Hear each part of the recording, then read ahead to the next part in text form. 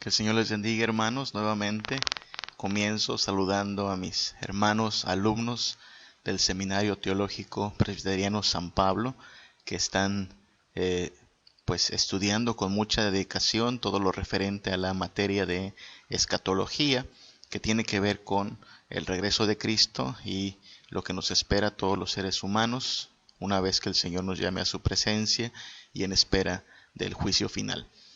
Un saludo también a mis hermanos de la Iglesia Príncipe de Paz de Mérida. Que el Señor les bendiga, que el Señor les guarde en todo cuanto hagan y en todo cuanto dispongan en su corazón. Que el Señor nos acompañe en el estudio de su palabra, y a todo aquel que se une a nuestro estudio de este asunto tan importante como es considerar qué es lo que el Señor ha revelado en su palabra respecto a los últimos tiempos. Estamos ya en la última parte de nuestro análisis de las 12 lecciones principales de Apocalipsis. Hoy vamos a ver las últimas 3 y de esta manera cerrar nuestro estudio. En cuanto a esto, habrá otros temas que podemos también con mayor precisión ir analizando, pero hemos querido simplemente subrayar las 12 lecciones principales de Apocalipsis. En esta última parte vamos a considerar la realidad del cielo nuevo y la tierra nueva, la promesa del Señor de crear un cielo nuevo y una tierra nueva para que sus redimidos disfruten en la eternidad de todo el gozo, toda la dicha, toda la paz en presencia de su Salvador Jesucristo. Así es que vamos a considerar estas realidades respecto a la Biblia. Vamos directo a las enseñanzas. En Apocalipsis tenemos claramente definido que el Cordero es el único que recibe la adoración. Se levanta un dragón, se levantan dos bestias, se muestra a una gran ramera y ellos reciben cierta gloria temporal, pero el único que recibe gloria y adoración de parte de toda la creación, o debería hacerlo, y de parte de los sellados, de los redimidos, es el Cordero. Y como hemos visto en otros videos, Apocalipsis nos muestra el desarrollo de un culto de adoración. En Apocalipsis vemos gente orando, gente cantando, gente postrándose, gente levantando sus manos. Prácticamente lo que vemos es el desarrollo de un culto de adoración. Y esto por eso da pauta para que digamos que una de las enseñanzas centrales de Apocalipsis es que nada detendrá la adoración al Cordero. La gente no redimida podrá adorar temporalmente al dragón, a la bestia, al falso profeta, a la gran ramera, pero en el reino de los cielos la adoración solamente se dirige a Dios, por supuesto a la Trinidad, pero principalmente al Cordero. Y entonces debemos asombrarnos en cómo en Apocalipsis, así como vemos el despliegue de los juicios de Dios, vemos el despliegue de las plagas y de todo lo demás, la adoración corre de principio a fin, recordándonos que precisamente ese es el fin principal del Hijo de Dios, de los redimidos, adorar a aquel que dio su vida por nosotros y por cuya llaga fuimos nosotros salvados. Pensemos en el desarrollo más básico de Apocalipsis. Si usted lee de una sola ocasión el libro de Apocalipsis, se va a dar cuenta que hay cierta progresión de sellos, trompetas y copas. Vemos 7 sellos, después vemos 7 trompetas y asimismo vemos 7 copas de la ira. Son 3 series de 7. Y estas series van como acrecentando el grado de juicio, el grado de severidad de parte de lo que el Señor está trayendo a la tierra. Y a lo largo de estos juicios lo que vamos viendo es que la adoración también está presente, la adoración al Cordero. Vamos a plantearlo con bases bíblicas. Antes de que se desaten los sellos en Apocalipsis, el Cordero recibe ya adoración. ¿Se acuerda? Hay un rollo sellado 7 veces y el Cordero va a proceder a abrirlos una y otra vez los 7 sellos. Pero antes de que se empiecen a desatar los sellos, el Cordero recibe adoración. En el capítulo 4, versículo 8, lo que se nos dice es que Él es santo. Sí, los seres vivientes, los ángeles dicen una y otra vez, santo, santo, santo. Es reconocido en su santidad. No solo es santo, el mismo versículo 11 del capítulo 4 nos habla de que Él tiene todo el dominio, toda la autoridad. Entonces Él es soberano. Ajá. Y la multitud de los redimidos lo que hacen es reconocer que aquel cordero que fue inmolado, que fue sacrificado, es digno de recibir la adoración, porque por esa sangre derramada los cristianos han sido reconciliados y han sido redimidos y recibidos en el reino de Dios. Entonces, ya desde el principio de Apocalipsis, tan pronto como se van a abrir los sellos que van a traer señales de juicio y también señales de condenación para los no arrepentidos, antes que eso, el pueblo de Dios, la creación, los ángeles, lo que hacen es reconocer la grandeza del que está sentado en el trono y del Cordero. Si lo piensa en cualquier culto cristiano, hacemos esto. Reconocemos que estamos ante la presencia de nuestro Dios que es santo, reconocemos la soberanía y el señorío de Cristo, es nuestro Señor, y reconocemos que nuestro Señor, nuestro gran Rey, estuvo dispuesto a sacrificarse por nosotros. Así es que un culto cristiano sigue este patrón, un reconocimiento, una celebración de la santidad, un reconocimiento y también una disposición a someternos al señorío de Cristo y una celebración de este sacrificio eficaz por el cual hemos sido recibidos en el reino de Jesucristo. Todo culto, todo momento de adoración debe incluir estos elementos. Por estas razones alabamos a nuestro gran Rey Jesucristo. Bueno, en Apocalipsis 5.3 entonces se nos habla en esta escena muy importante de la adoración a todo lo creado que está en el cielo y sobre la tierra y debajo de la tierra y en el mar y a todas las cosas que en ellos hay. Oí decir: al que está sentado en el trono y al Cordero, sea la alabanza, la honra, la gloria y el poder por los siglos de los siglos. Nota cómo el lenguaje es totalitario, dice todo lo creado, todo lo que existe. No importa la esfera en que se mueva, puede ser el cielo, la tierra, debajo de la tierra, en el mar, todo cuanto existe no tiene otro propósito más que exaltar la grandeza de nuestro Señor. Para eso fuimos redimidos nosotros, para reconocer la grandeza de nuestro Señor. Adoración es algo constante en el libro de Apocalipsis, es algo que debe ocurrir cada día y es algo que no se va a detener, no importa cuán difícil se pueda poner el panorama, no importa cuánto los enemigos del Señor se levanten contra su pueblo, la adoración no se va a detener. Adoraremos a aquel que nos ha redimido. Ahora, después de que los sellos son desatados, después de que el Cordero abre uno a uno los sellos, y antes de que empiecen a sonar las trompetas, recuerda, sellos, trompetas y copas, en el ínter de los sellos y las trompetas, lo que vemos es nuevamente adoración, la iglesia universal adorando a Jesucristo. Y digo la iglesia universal porque en Apocalipsis 7 lo que hace es referirse precisamente a esta multitud que ha sido redimida por Cristo, que no podemos contar en términos humanos, pero se compone de todas las naciones, tribus y pueblos y lenguas que estaban delante del trono y en la presencia del Cordero. Nota eso, todas las naciones, tribus, pueblos y lenguas. Está hablando de un pueblo redimido por Cristo que trasciende a toda raza, trasciende a todo lenguaje, trasciende a toda ubicación geográfica. Estamos hablando de la Iglesia universal, tan variada, con gente con diversos idiomas, diversas tonalidades de piel, pero al mismo tiempo tan unida porque la misma sangre fue derramada por cada uno de estos creyentes, la sangre de Jesucristo.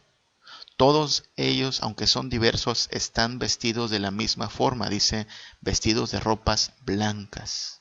En eso hay uniformidad, en la santidad que portan, la santidad que proviene de aquel que les ha salvado.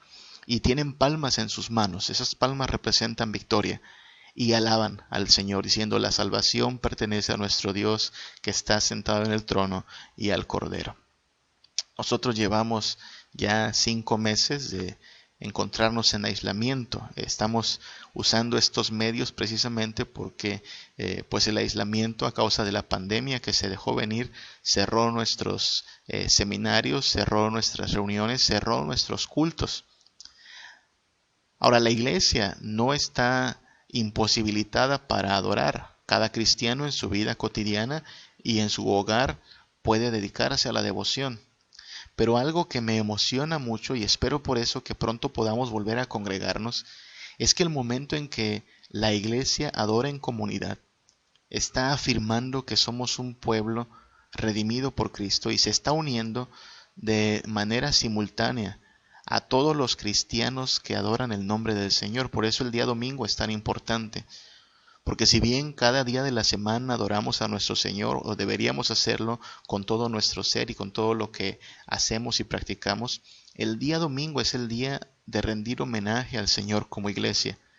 Y me emociona mucho pensar que en ese mismo instante, o un poquito antes o un poco después, en que mis hermanos y yo nos estamos reuniendo en la colonia María Luisa de Mérida, Yucatán, en algún otro punto del mundo, en China, en Japón, en Brasil, en Francia, en Italia, en Estados Unidos, en Canadá, hermanos nuestros también están alabando al Señor Jesucristo, en otro idioma, quizá con otros ritmos musicales, seguramente con otra forma de vestir, pero salvos por la misma sangre de Jesucristo. La adoración se trata de eso, de la Iglesia universal dando gloria a aquel que redimió a esta gran multitud de sus pecados a precio de su sangre. Y en Apocalipsis vemos eso. Entonces, antes de que empiecen a sonar las trompetas, vemos otra vez este momento de adoración. Y ya una vez que se tocan las trompetas, que han traído anuncios de juicio, que han traído ya una porción de plagas sobre los incrédulos de la tierra, después de que se tocan las trompetas, vuelve a haber adoración. Y ahora no solo hay adoración, sino que hay acción de gracias. Vamos a hablar en un momento de eso, porque puede sonar un poco raro. ¿Cómo es que Dios derrama juicio y el pueblo de Dios lo que hace es decir, gracias, Señor?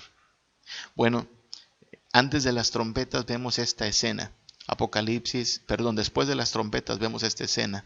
Apocalipsis 11, versículos 15 al 17 dice, los reinos del mundo han venido a ser de nuestro Señor y de su Cristo, y Él reinará por los siglos de los siglos. Y los 24 ancianos que estaban sentados delante de Dios en sus tronos se postraron sobre sus rostros y adoraron a Dios diciendo, te damos gracias, Señor, Dios Todopoderoso, el que eres y que eras y que has de venir, porque has tomado tu gran poder y has reinado. Esta parte, y reinará por los siglos de los siglos, es una de las principales frases que se repiten en aquella obra famosa conocida como El Mesías de Händel. La parte que más conocemos es la que se llama el aleluya del Händel. Y esta frase se repite muchas veces en ese coro, y reinará por siempre y siempre, y reinará por siempre y siempre.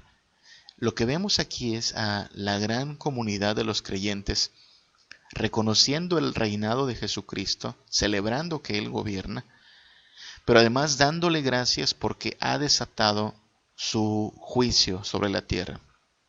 Vemos a una iglesia triunfante, vemos una iglesia que aunque ha pasado por tribulación en la tierra, que aunque ha sido perseguida y menospreciada, empieza a ver la retribución de sus enemigos, empieza a ver el castigo de sus enemigos. Y a lo mejor eso suena raro, pero en realidad vamos a alegrarnos cuando los adversarios de la iglesia se vean derrotados. Vamos a celebrar cuando el Señor Jesucristo traiga sobre cada uno de aquellos que se opusieron a su evangelio, que masacraron a sus santos, cuando Él traiga juicio sobre ellos, será un día de celebración, será un motivo más para adorar a nuestro Dios. Y Él va a reinar por los siglos de los siglos. Nuestro Señor Jesucristo gobernará por siempre y siempre. Él no tiene límite en su periodo de gobierno. Él no puede ser destronado. No habrá un golpe de estado que le quite del gobierno. Él reinará por siempre y siempre.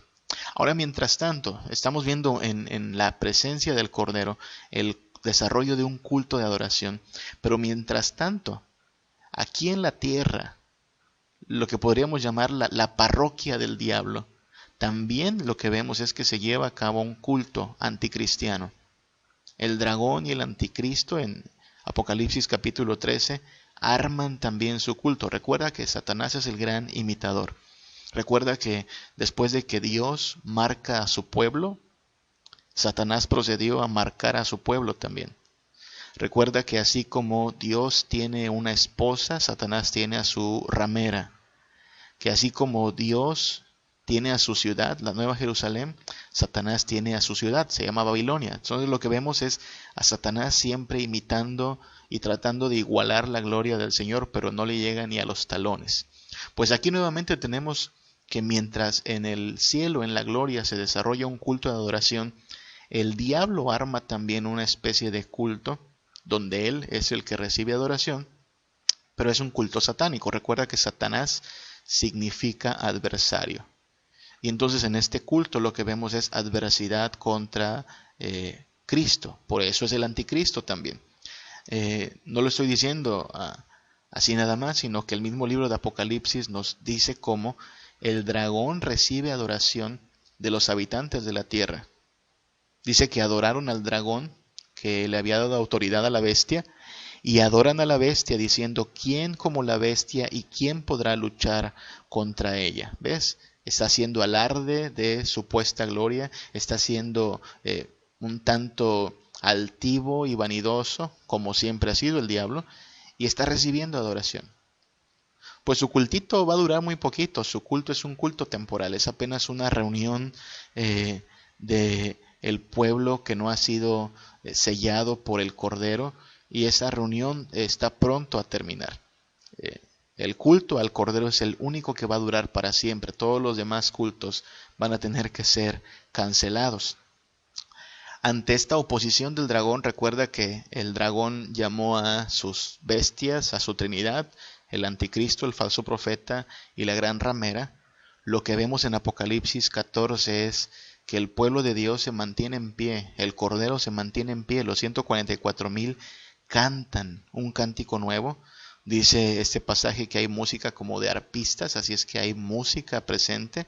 Lo que vemos es una gran sinfonía con un coro y un cántico nuevo, ¿sí? Este cántico nuevo no está en Spotify, no está en YouTube, no está en iTunes.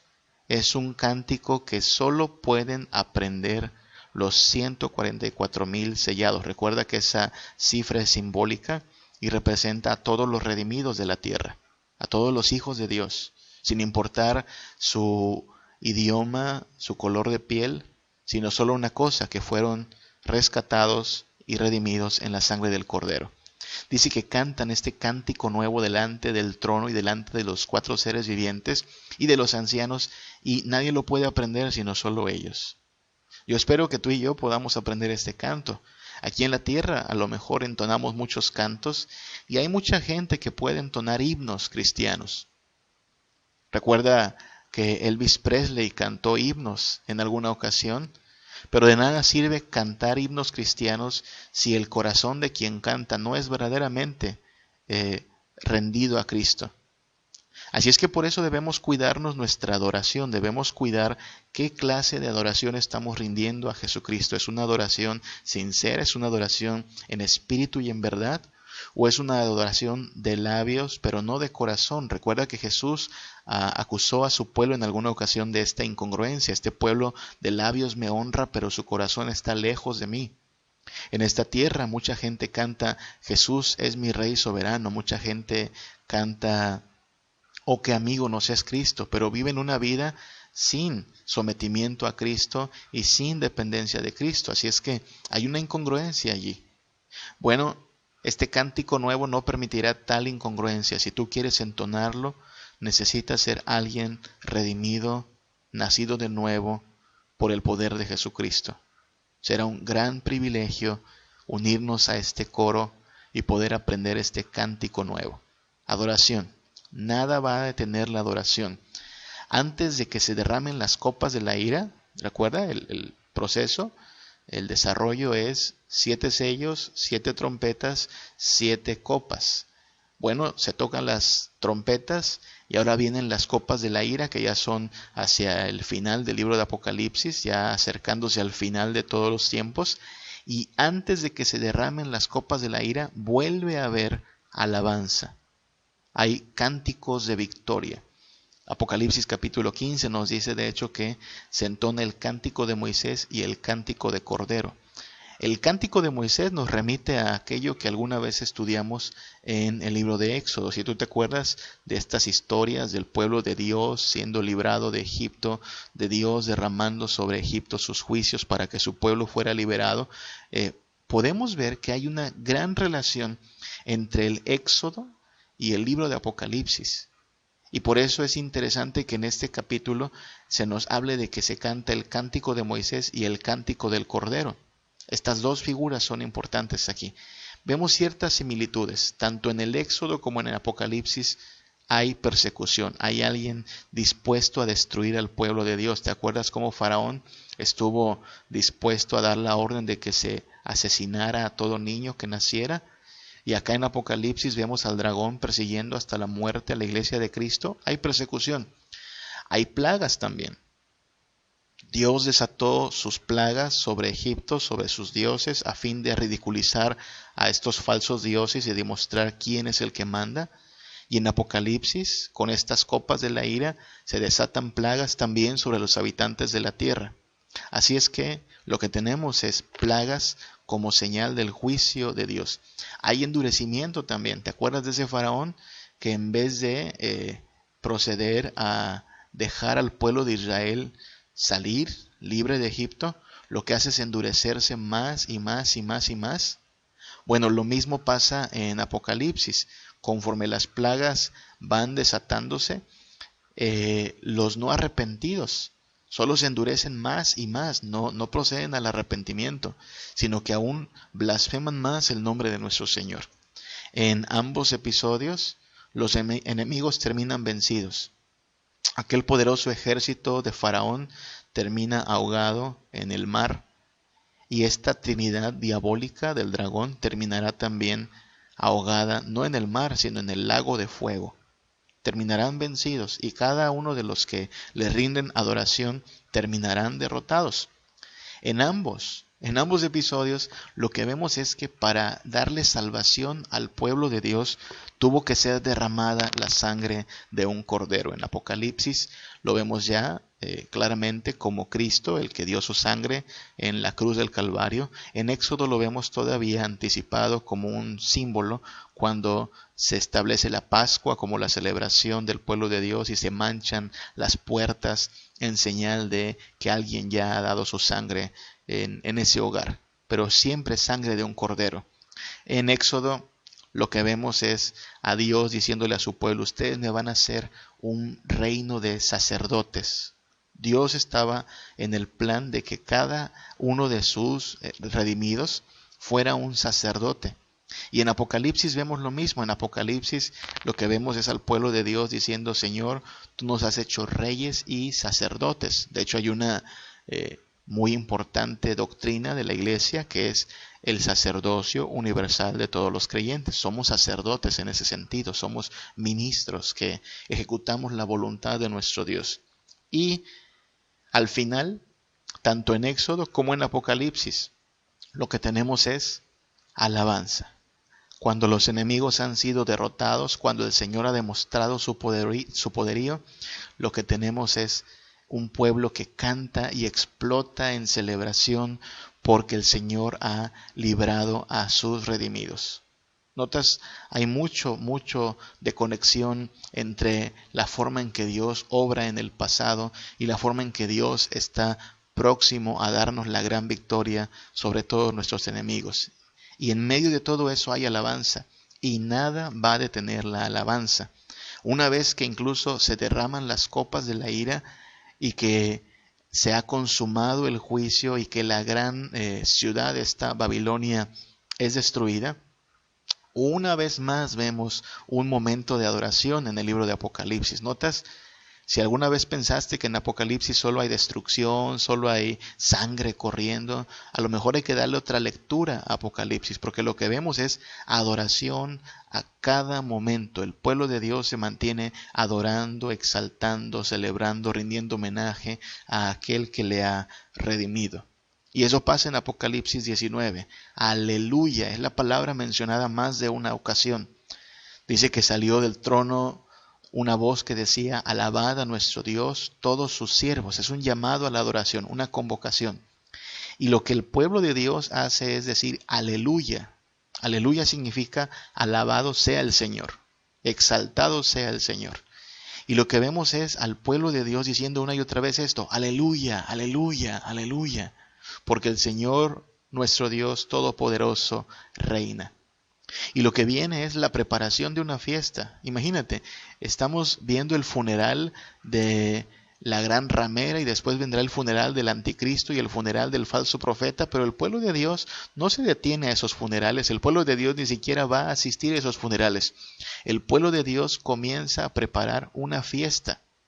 Dice así, gocémonos y alegrémonos porque han llegado las bodas del Cordero y su esposa se ha preparado. Una fiesta, una boda. Nada va a detener la adoración. La adoración continuará, la adoración va a permanecer y el pueblo de Dios no va a derramar una sola lágrima por los enemigos del Señor que han sido derrotados. Eso es algo que hay que notar mucho. En todo el libro de Apocalipsis no vas a ver que se derrame una sola lágrima por los derrotados. Ni siquiera hay un minuto de silencio por los derrotados. Hay que considerar eso porque podría parecer como que es poco sensible. ¿Por qué pobrecitos los que se pierden? ¿Por qué no hay quien tenga consideración con ellos? Hubo consideración. Hubo un tiempo para arrepentirse. Hubo un plazo en el cual pudieron haber procedido al arrepentimiento. Pero una vez que los juicios de Dios han venido a la tierra, se ha acabado el plazo y los enemigos del Señor han sido derrotados y no vas a ver al pueblo de Dios, ni siquiera a Dios mismo, derramar una sola lágrima por sus adversarios. Lo que hay en el cielo, en la presencia de Dios, es gozo, alegría, regocijo y celebración. El Cordero ha vencido y sus enemigos han sido derrotados. Hacia Apocalipsis 19, ya casi cerrando el libro, lo que vemos es esta imagen victoriosa. Dice el versículo 11, entonces vi el cielo abierto y he aquí un caballo blanco, y el que lo montaba se llamaba Fiel y Verdadero, y con justicia juzga y pelea. ¿Quién es? Es Jesucristo que viene a juzgar a los vivos y a los muertos. Es Jesucristo que regresa, retorna como un rey victorioso. Ya no se presenta como un cordero disimulando su grandeza. Ya no es un siervo humillado, sino que ahora es un rey que hace alarde de toda su gloria, de toda su majestad. Es el fiel y verdadero y con justicia pelea. Pensemos en eso porque esa última palabra también es importante. Pelea. Quizá aquí venga una faceta de nuestro Dios que estamos no tan acostumbrados a considerar. Dios salva, Dios ama, Dios provee, Dios es misericordioso, pero según Apocalipsis 19 y según otros pasajes de la Biblia, Dios pelea. Y cuando Dios pelea, no sabe perder. Cuando Dios pelea, siempre gana, siempre derrota a sus enemigos. Él no tiene la mano débil.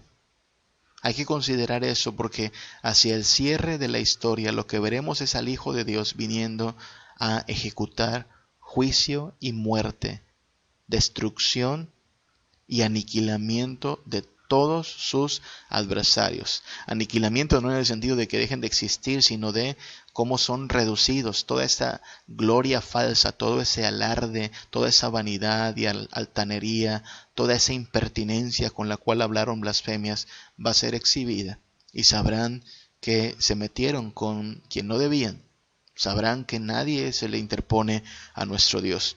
Tenemos esa imagen aquí en Apocalipsis 19. Vemos a un cordero, a un rey, venciendo, retornando a la tierra como un rey vencedor. Y vemos en Apocalipsis 19, versículos del 12 al 13, con una escena muy importante. Dice que tiene muchas diademas, entiéndase, coronas. Habla de su gran gloria. Pero también este rey que retorna glorioso y triunfante, no solo tiene muchas coronas, sino que tiene mucha sangre. Sus vestidos, sus ropas están manchadas de mucha sangre. No es su sangre. Esa fue vertida en la cruz del Calvario en su primera venida. En esta segunda venida, la sangre que brota, la sangre que corre, es la sangre de sus enemigos, sus adversarios. Así es que tenemos aquí una imagen bastante violenta, poco común, insisto, donde de la boca del Señor sale una espada aguda, entiéndase, una espada de 2 filos, un arma mortal, para herir con ella a las naciones. Y Él, dice Apocalipsis, las regirá con vara de hierro. Él, nuestro Señor Jesús, pisa el lagar del vino, del furor y de la ira del Dios Todopoderoso. Recuerda que ya vimos esa imagen del lagar como este lugar donde se echan las uvas y de manera tradicional, como se hace el vino, se pisotea con los pies, pero en Apocalipsis lo que sale no es vino, sino la sangre de los enemigos de nuestro Señor Jesucristo. Serán pisados, serán aplastados, tal como la serpiente. Y aquí tenemos esta imagen muy violenta de una espada filosísima, cortando las cabezas de los enemigos, partiendo en cachitos a los adversarios del Señor. Como te digo, a lo mejor esto rompe con la idea que nos hemos pintado a veces de Jesús. A veces tenemos quizá una idea de Jesús un tanto débil, un tanto inocente, como si no matara ni una mosca. Y vaya, Él es inocente porque no hay pecado en Él, pero Él es justo y Él es severo. Y así como es un rey de misericordia para con su pueblo, es un temible verdugo para con sus adversarios. Ya desde el Antiguo Testamento a su pueblo le dijo que Él estaría dispuesto a cobrar venganza.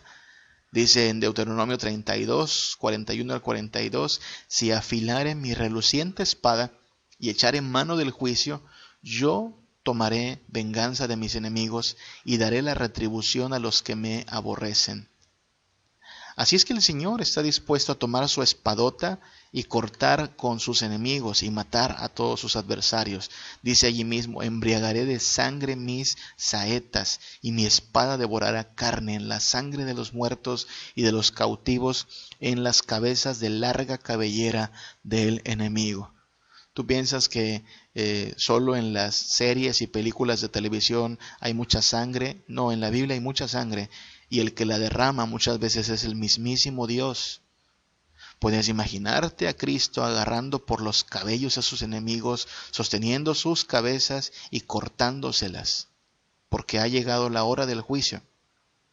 No te preocupes, los hijos de Dios no tienen nada que temer, ellos están libres de la ira porque el Cordero les ha librado del juicio. Esto es lo que deben temer solo aquellos que no proceden al arrepentimiento. El mismo Evangelio comienza con esta advertencia de que hay un hacha puesta a la raíz de los árboles y todo árbol que no da buen fruto se corta y se echa en el fuego. Así es que el Evangelio tiene siempre esta advertencia. Si no te rindes a Cristo, prepárate para la hora de tu juicio. En Apocalipsis lo que vemos es la pelea estelar, y el que recibe toda la gloria, toda la honra, toda la alabanza, es aquel que termina siendo victorioso. Y no es el Cordero, es el Hijo de Dios. Lo que podemos ver en esta pelea estelar es que en el primer round, la gran ramera es derrotada. En Apocalipsis 18, aquella gran ciudad que hacía alarde de toda su vanidad, termina siendo reducida a escombros. En el segundo round, el anticristo y el falso profeta son apresados y son lanzados al lago de fuego. Ya no hay más Trinidad, ya no hay más aliados para el Cordero para el dragón, perdón. Y en el tercer round, el dragón mismo es atado y es echado al lago de fuego. ¿Te das cuenta? El Señor ha acabado con todos los aliados del dragón y el Señor ha acabado con el dragón mismo. ¿Y quién recibe la gloria? Nuestro Señor Jesucristo. Y al final termina habiendo dos cenas también. No solo la gran cena de las bodas del Cordero, para la cual nos debemos preparar los creyentes en Cristo, sino la gran cena de los adversarios. Dice Apocalipsis 19, del 17 al 18, vi un ángel que estaba en pie en el sol y clamó a gran voz diciendo a todas las aves que vuelan en medio del cielo: venid y congregaos a la gran cena de Dios, para que comáis carnes de reyes y de capitanes, y carnes de fuertes, de caballos, sus jinetes, carnes de todos, libres y esclavos, pequeños y grandes. Se refiere al pueblo que no se rindió ante el gran rey. Si lo piensas, al final de la historia, tú terminarás en una de estas dos cenas. O terminas en la cena de las bodas del Cordero, celebrando y siendo parte de los que se gozan, o terminas en la cena de los enemigos del Señor, siendo tú la cena, siendo tú devorado por estas aves de carroña, porque el Señor ha derrotado a todos sus adversarios y los ha hecho comida de buitres. Solo hay dos cenas, y tú debes decidir en cuál de estas dos vas a estar. Yo también. Cada ser humano estará en una de estas dos cenas: la cena donde el Cordero es celebrado, o la cena donde los enemigos del Cordero son devorados. En medio de todo esto, lo que hay es adoración. Tiene que haberla. Siempre que hay un ganador, hay alabanza, hay festejo, hay reconocimiento de la victoria, y eso pasará cuando el Hijo del Señor regrese a la tierra. Habrá esta celebración y nos gozaremos y veremos quién era el verdadero Rey de Reyes y Señor de Señores. No el dragón, él solo alardeaba. El Hijo de Dios es el único que debía recibir siempre toda la alabanza. Entonces, nada va a detener la alabanza. Algo más que hay que decir de Apocalipsis es que la creación será renovada. Nada va a detener la adoración. Y de hecho, cuando la creación sea renovada, lo que va a hacer es ser escenario perfecto para que la adoración se perpetúe por los siglos de los siglos. La creación entonces será renovada. Lo que estoy diciendo es que tenemos que lidiar a veces con pasajes difíciles y tenemos que pensar en esta doctrina tan importante para que estos pasajes difíciles tengan sentido en el plan de Dios. Me refiero a pasajes como estos donde se nos dice que van a poder morar el lobo con el cordero, cosa que en este momento es imposible. Si tú pones un lobo con un cordero, terminará comiéndose el lobo al cordero. El leopardo con el cabrito se va a acostar, y el becerro con el león, y la bestia doméstica andará con ellos, y un niño los pastoreará. Yo ni loco dejaría a mi niño con un león, es peligroso. Pero ¿por qué este pasaje nos habla en estos términos? Un niño jugando con leones, un lobo siendo amigo del cordero. Miqueas también nos da una idea bastante bonita, pero poco razonable para el momento en que nos encontramos como humanidad. Habla de un momento en el cual las espadas se van a convertir en asadones y las lanzas se van a convertir en hoces. Vaya, que los instrumentos de guerra se van a convertir en instrumentos de agricultura, que ya no va a haber más guerra entre naciones, que ya no va a haber más preparativos para el conflicto bélico, que cada quien va a poder vivir tranquilamente debajo de su vid, debajo de su higuera. Sería muy bonito, pero si tú alcanzas a ver el panorama mundial, tenemos siempre la tensión de la guerra y de algún conflicto armado.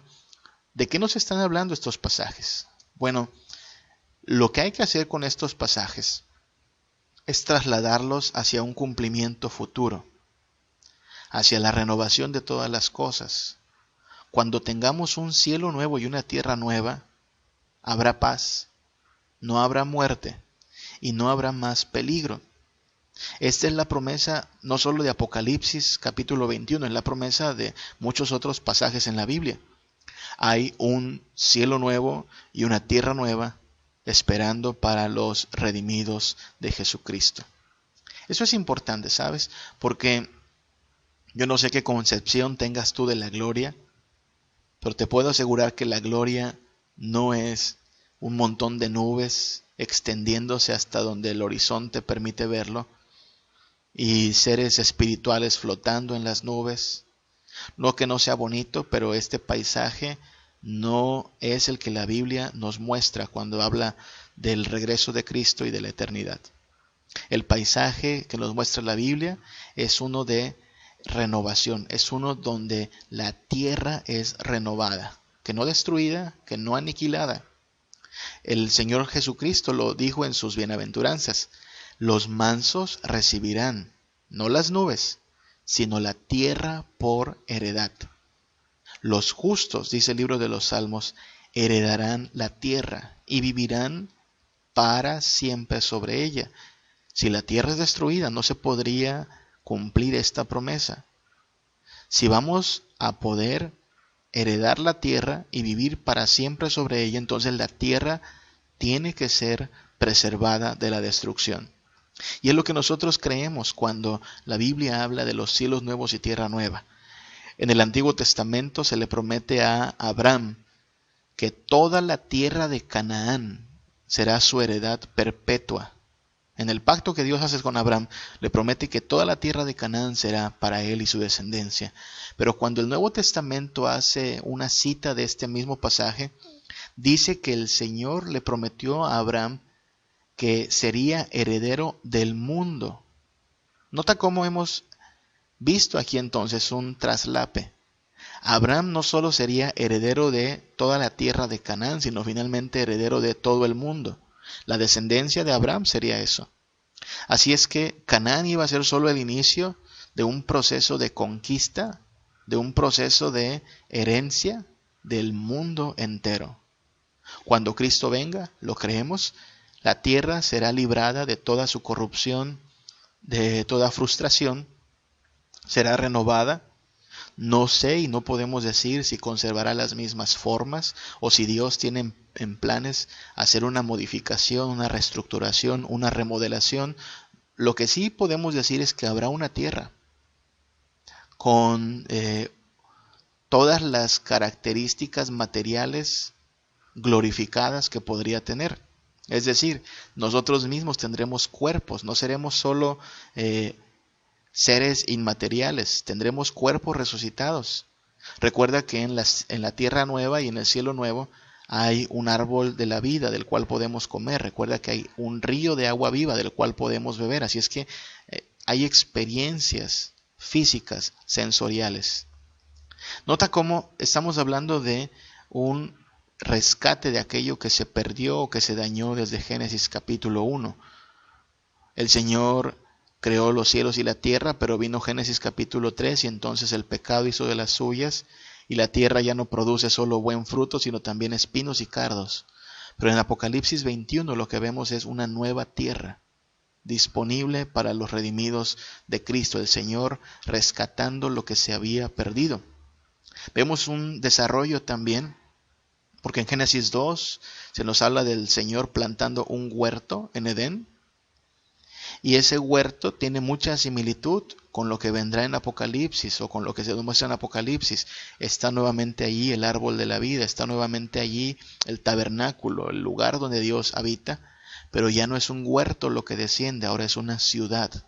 Hubo una especie de prosperidad y progreso de un huerto a una ciudad, la Nueva Jerusalén, dispuesta como una esposa ataviada para su marido. Te digo que viene una fiesta, que son las bodas del Cordero. Transmitimos esto desde la ciudad de Mérida, Yucatán, una ciudad que, déjame te presumo, el año pasado fue catalogada como la mejor ciudad pequeña para viajar de 2019. De este año pues no se puede porque hasta los viajes están cancelados, pero Mérida es una ciudad bonita para viajar, chiquita en comparación con otras ciudades del mundo, pero bonita, la mejor ciudad pequeña. Y yo no sé de dónde seas tú, de qué ciudad seas originario o en qué ciudad te encuentras ahora. Podrá ser a lo mejor más bonita.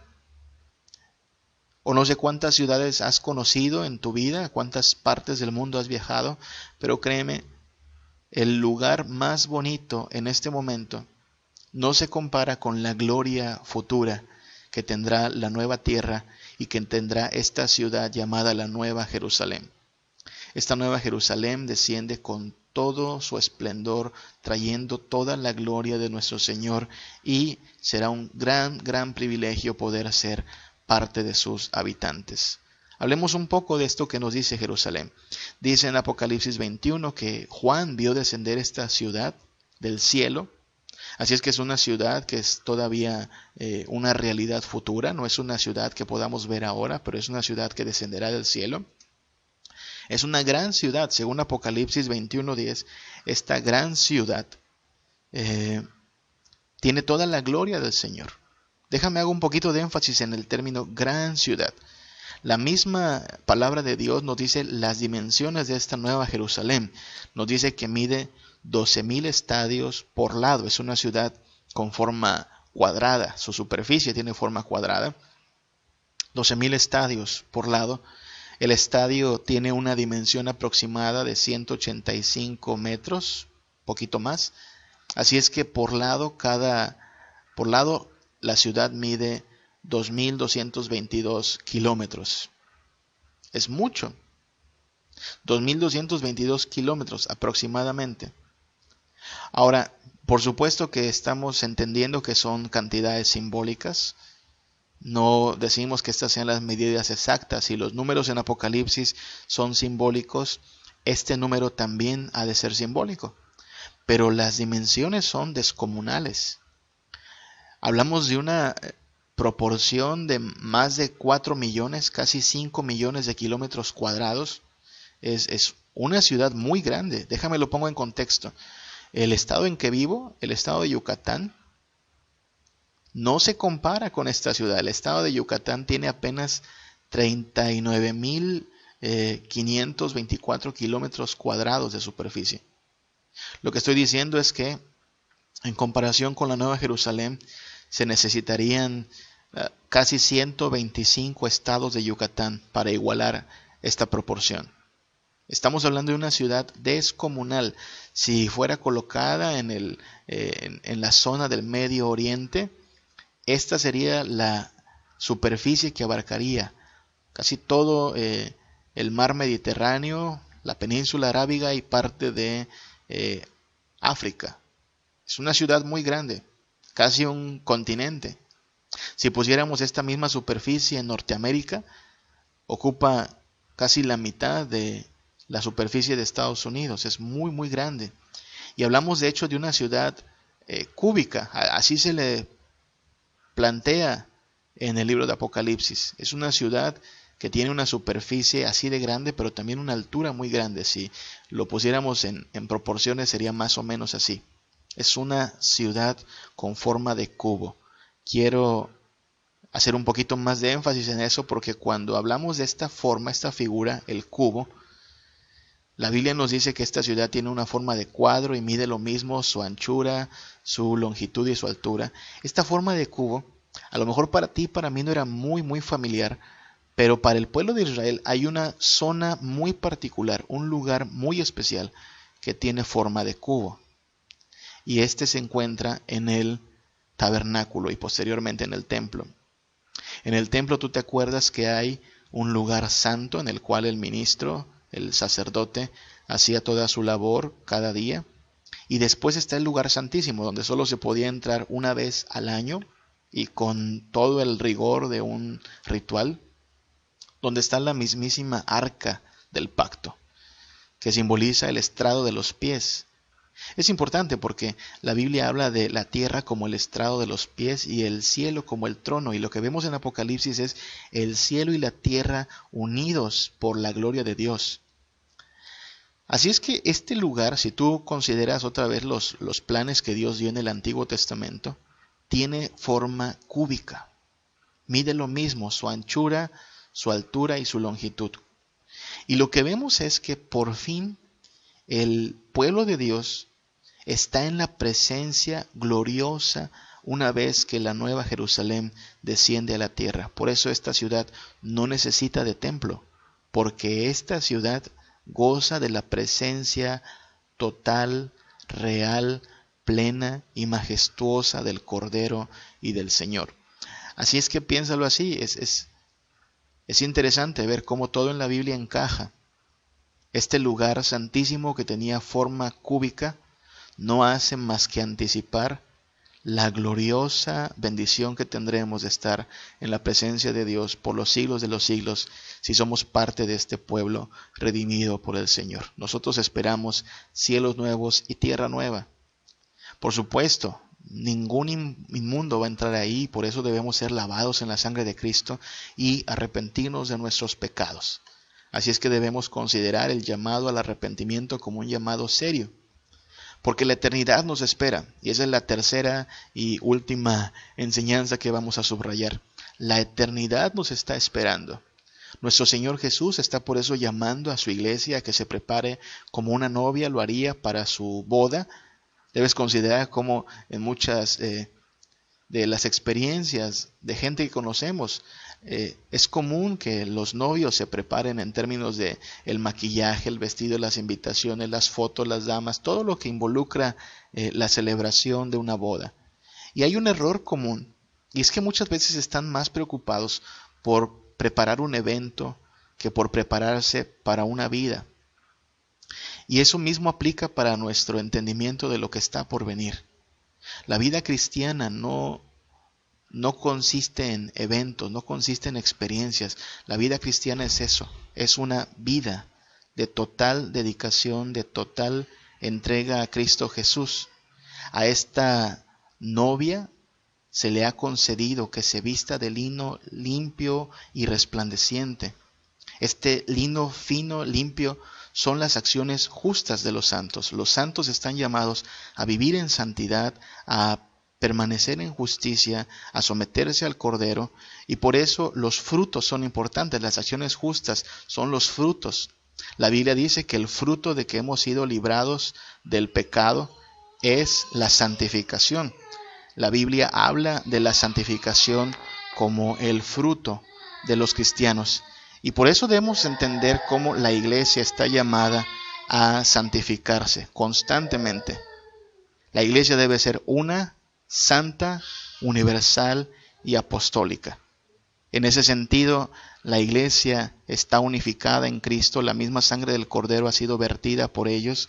En ese sentido, la iglesia es santa porque está llamada a vivir en santidad como solo su Dios es santo. Y es una iglesia universal, se compone de toda lengua y nación.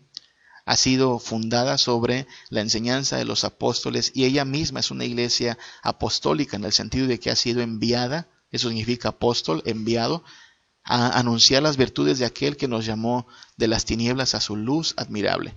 Somos bienaventurados si somos llamados a la cena de las bodas del Cordero. La eternidad nos espera, una eternidad de gozo, de dicha, de paz, de regocijo.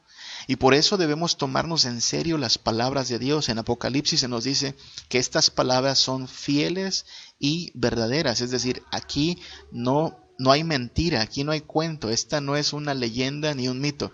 Este es el plan de Dios para su pueblo. Esta es la revelación del Señor para su rebaño. Y por eso los cristianos se toman muy, muy en serio la palabra de Dios. De hecho, Apocalipsis significa eso, revelación. Y lo que hacemos, lo que estamos llamados como cristianos es a tomar muy en serio esta revelación. Que no nos sorprenda la eternidad como si no nos hubieran avisado, como si no supiéramos lo que iba a pasar. El Señor lo ha revelado previamente en su palabra. Él ha dicho, de hecho, que viene pronto y que su galardón viene con Él. Él ha dicho que todo aquel que escucha esta palabra se debe preparar. Y eso debemos hacer nosotros, debemos prepararnos para la eternidad. Él viene pronto. Ahora, si Cristo viene pronto, hermanos, es importante entonces que nos preparemos. Es importante que nosotros tomemos todas las medidas necesarias para que aquel día no nos sorprenda. Debemos velar y orar, debemos mantenernos firmes en Cristo. Si estas palabras son fieles y verdaderas, entonces tenemos que escudriñarlas cada día con toda diligencia y también en todo sometimiento, porque estas palabras son verdad para nosotros. Si el Señor ha hablado a sus siervos, y así comienza Apocalipsis, la revelación del Señor para sus siervos, entonces debemos mostrar por nuestro sometimiento quién es el Señor y Rey de nuestra vida. Y si este Cordero ha vencido, si este Cordero se ha levantado victorioso de la muerte, Él merece toda adoración.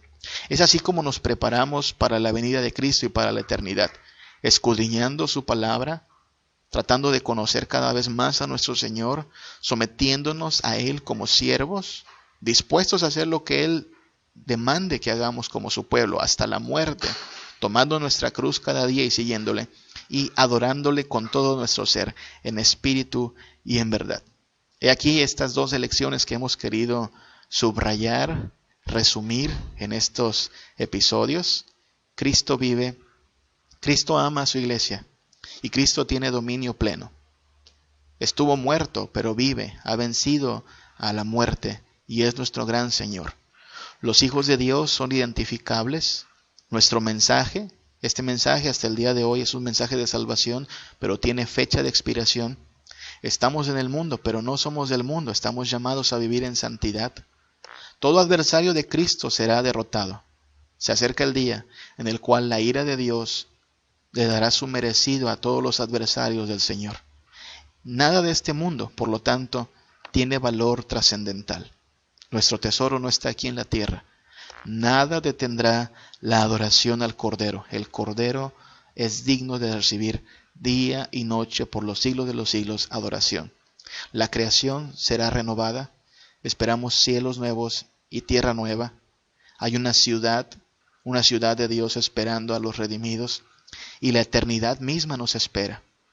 De hecho, la eternidad espera a todos, pero para unos será una eternidad de lloro y crujir de dientes, y para otros será una eternidad de alegría, gozo y paz en el Señor. Termino con esta frase del mismo libro de Apocalipsis, capítulo 22, versículo 11. El que es injusto, sea injusto todavía, y el que es inmundo, sea inmundo todavía. Y el que es justo, practique la justicia todavía. Y el que es santo, santifíquese todavía. Este versículo me parecía un poco raro al principio.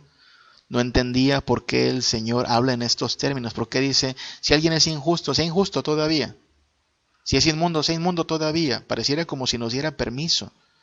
Pero no. Entendí esto cuando recordé cómo nuestras madres, no sé a usted, pero a mí alguna vez me atraparon en alguna travesura, me atraparon haciendo algo malo, con las manos en la masa, y mamá lo que le decía era algo así como, síguele, vas a ver, síguele. Ese síguele no era un permiso, ni de ninguna manera me estaba alentando a realmente seguir. Era una advertencia. Vas a ver cómo te va a ir. Así es como debemos entender este versículo. Si usted vive en pecado, si usted no se ha rendido a Cristo, sígale. Y prepárese para ver su final. No será nada agradable. Ahora, si usted está creciendo en comunión con el Señor, si usted se ha rendido a Cristo, si usted lucha cada día contra el pecado en santificación, sígale. No es momento de cantar victoria, no es momento de quedarnos estancados. Esto es hasta el final. Sígale, sea fiel hasta la muerte. El libro de Apocalipsis nos demanda considerar eso. Si sigo en este camino, si me mantengo en el camino en que hasta el día de hoy me encuentro, ¿cuál será mi destino final? Sígale, pero considere que las consecuencias de nuestro camino presente serán eternas. Que el Señor le bendiga. Gracias por seguirnos y gracias por estar atento a estos estudios. Nos puede encontrar en nuestras redes sociales. Estamos en Instagram, en Facebook, en Blogspot, en Spotify y en YouTube, siempre como Una Vida Reformada, sin espacios. Y esperamos que estos contenidos sean útiles y sirvan de edificación a nuestros hermanos. El que es injusto, sea injusto todavía. El que es inmundo, sea inmundo todavía. Pero el que es justo, practique la justicia todavía. Y el que es santo, santifíquese todavía. El Señor está cerca. Preparémonos para nuestro encuentro con Él. Que el Señor le bendiga, que el Señor nos guarde.